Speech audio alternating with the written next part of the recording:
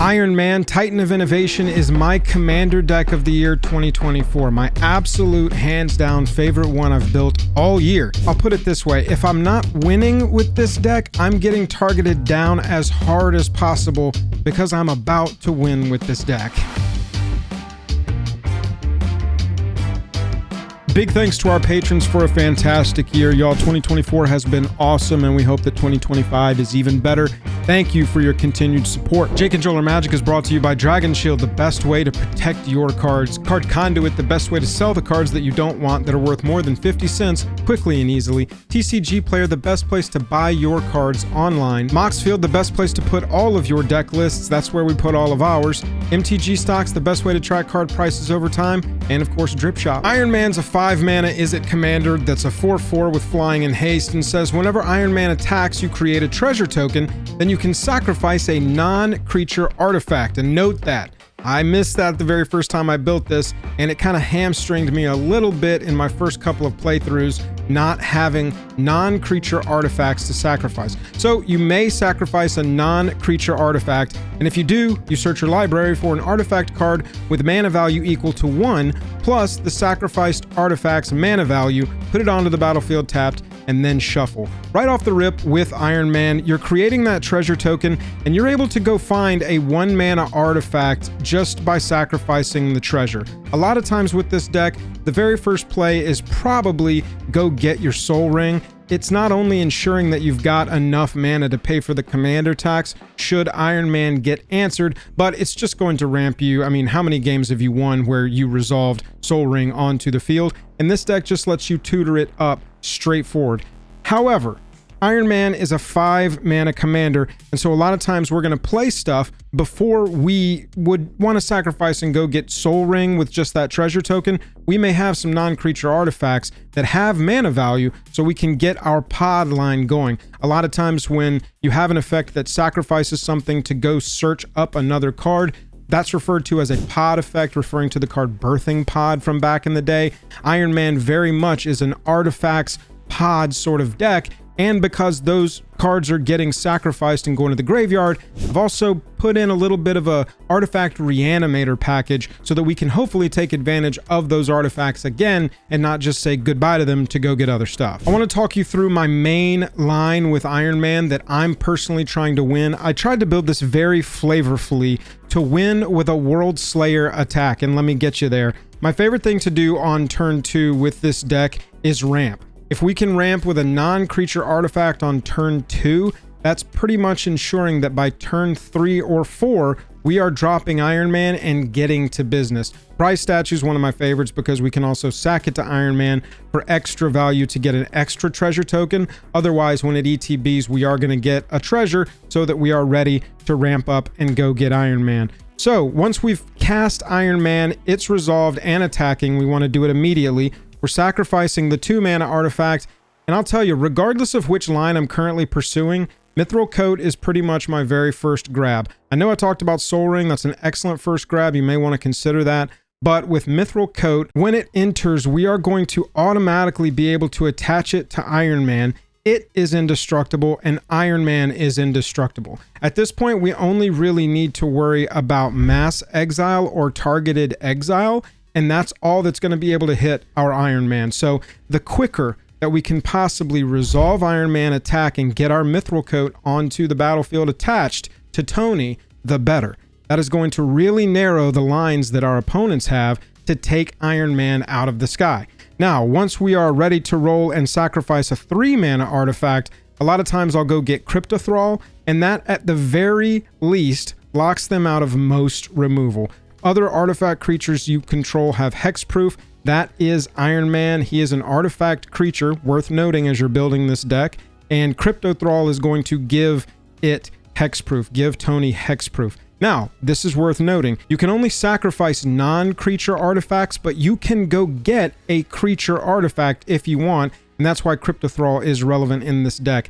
At that point, just being my favorite 3 and 4 to get, this is pretty much ensuring that they're going to have a very difficult time and are going to have to probably play away from the lines that they want to play to find answers for Tony so that they can stop us from doing what we want to do. And here's what we want to do. We want to go get World Slayer. Now, with World Slayer attached to Iron Man and Mithril Coat attached to Iron Man is indestructible, Mithril Coat is indestructible, and World Slayer says when equipped creature deals combat damage to a player, destroy all permanents other than World Slayer. Essentially, what I wanted to do with this deck was recreate the last scene of Endgame. That's right, my main line in this is Tony putting on the Iron Gauntlet and snapping, wiping away everything, turning it all into dust, except because our commander is indestructible and the equipment giving it indestructible is indestructible,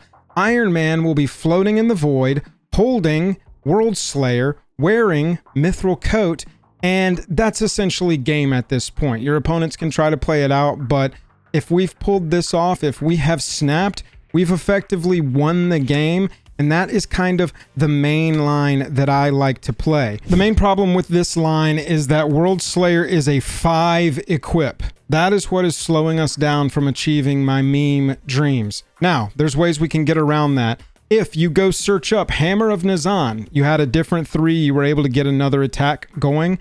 Hammer of Nazan automatically equips when it ETBs, and it says that other equipment, when they enter the battlefield, you can attach that equipment to target creature you control. So on the attack where we sacrifice a 4 mana non-creature artifact to go get World Slayer, we can use Hammer of Nazan's ability, auto-equip it if we've already got it on the battlefield. There's also cards like Brass Squire. If we can get this down before the game-winning attack, we can just tap Brass Squire right at instant speed, attach an equipment to Iron Man, targeting World Slayer, and get it done that way. There's also Magnetic Theft. This card works in a couple of different ways.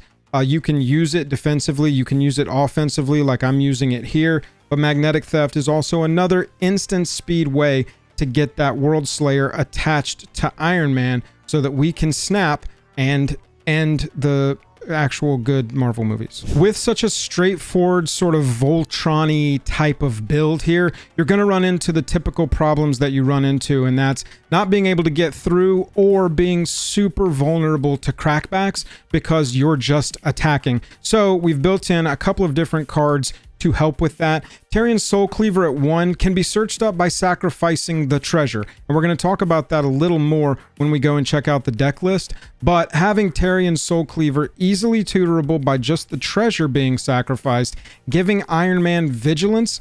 Vigilance is huge for this deck because suddenly nobody can crack back because nobody wants to attack into an enormous Iron Man. You've also got Excalibur Sword of Eden. I'll tell you, y'all, this one is cost reduced by the number of total mana value of historic permanents you control, and that counts all your artifacts and legendaries.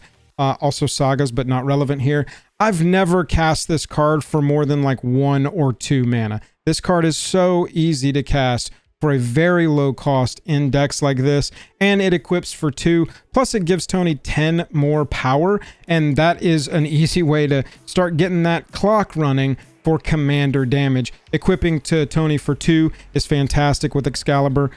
Getting through. Embercleave really helps here. Double Strike, Trample also helps with the commander damage, helps us get through when we're attacking. Not going to be blocked, you know, by some chump Thopter or something. We're going to trample over and do some damage.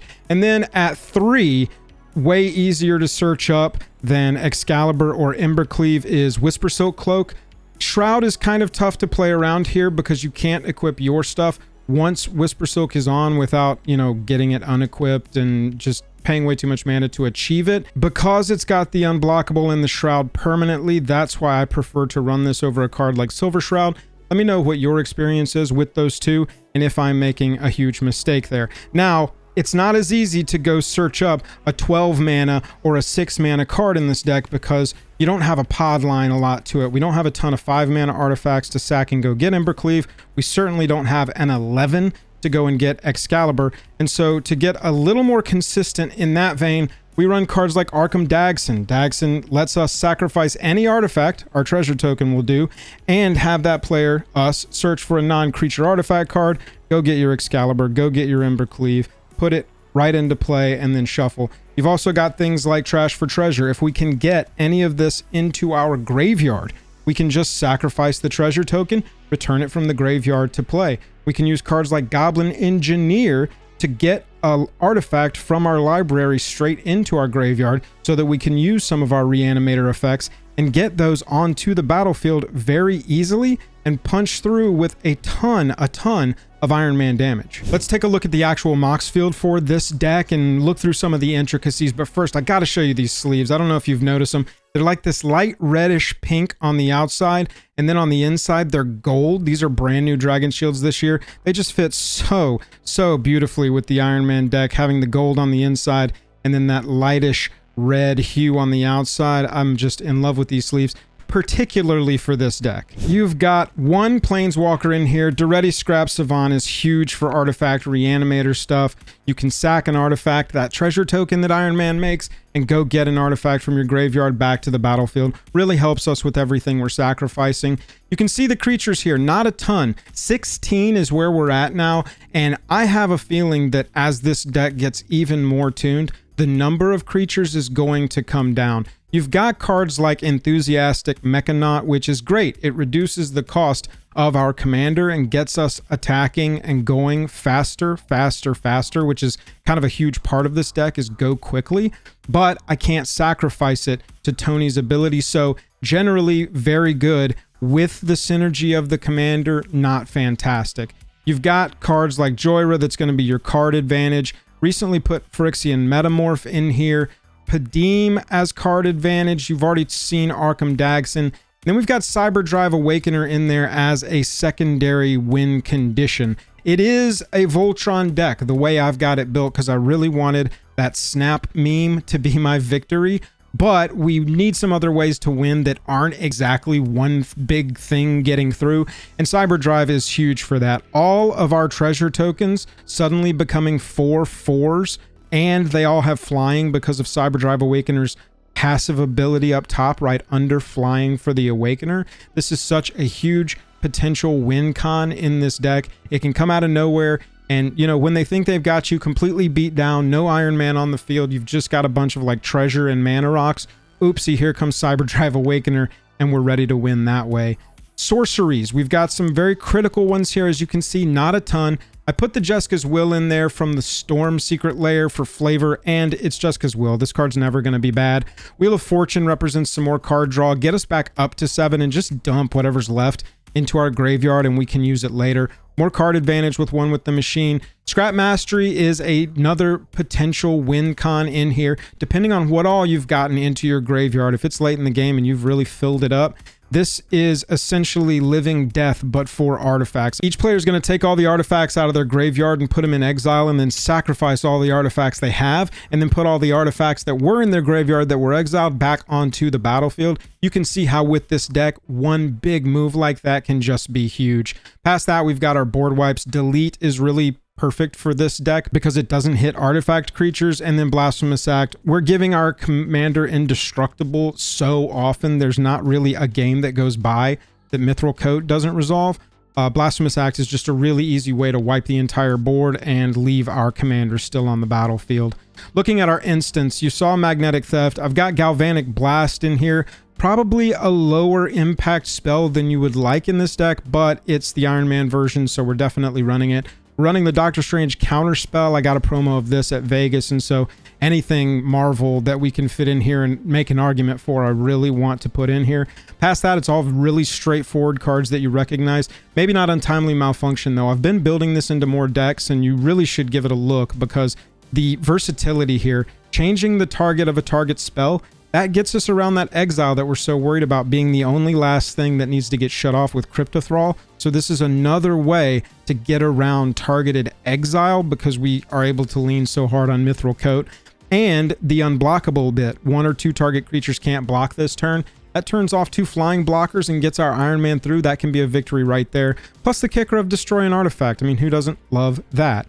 Looking at our artifacts, I told you I wanted to talk about the 1 mana artifacts that we had.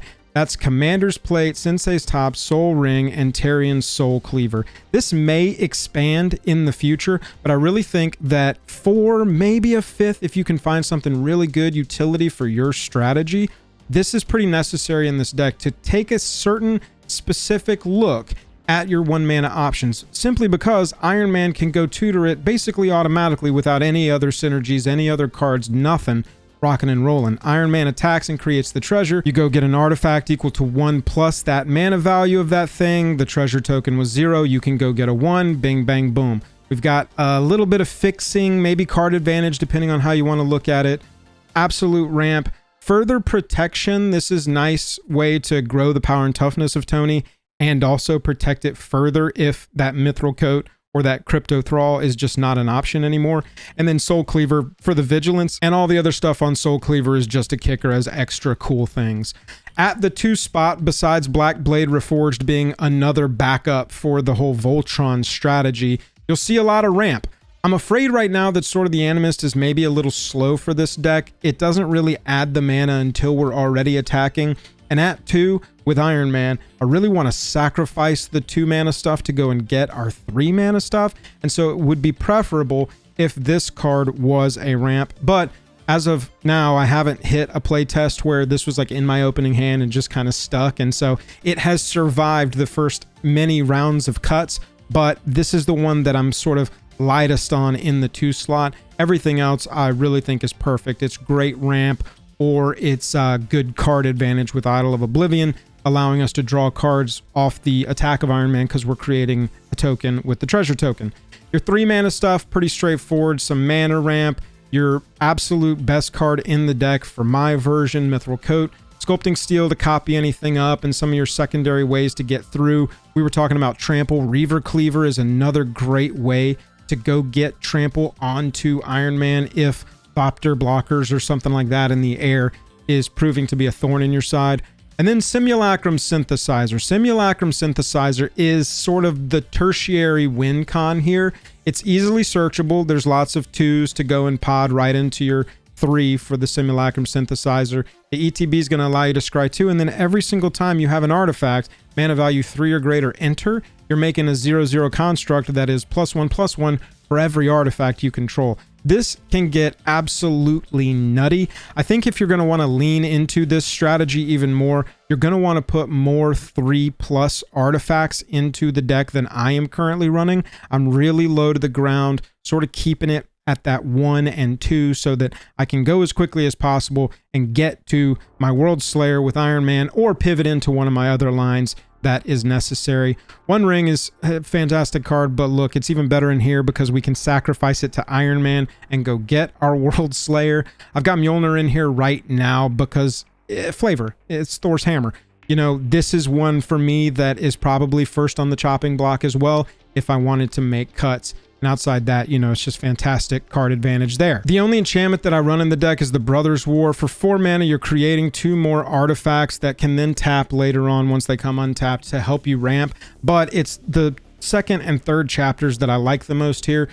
Chapter 2 is choose 2 target players until your next turn. Each creature they control attacks the other chosen player each combat if able. And so that is a good way to get the attention off of you, to have them focused on cracking back against each other, further damaging each other's life totals and keeping them away from you. And then that chapter 3 deals X to any target and X to any other target, where X is the number of artifacts you control. This can just be an absolute bomb to 2 different players, any creatures on the battlefield. We are going to have, 10 regularly, 10 artifacts easily. You can count on this being 10 damage to any target and 10 damage to any other target. So very regularly, Brothers War is going to hit for a lot. We're also running the artifact lands, so it's going to see those and count them. I think that it's pretty important that you've got these counting toward your counts. You just need to know that the risk here is anything that says destroy all artifacts is going to hit your artifact lands as well. And so just take that into account as you are building this deck. That is my version of Iron Man, Titan of Innovation. Let me know how you're building your Iron Man deck, or if you've got any suggestions for my list. I would love to hear them. If you feel like you got any value out of this video at all, hitting that subscribe button really helps us out more than you can know. Other than that, go jump into our Discord, join the community, and we'll catch you later.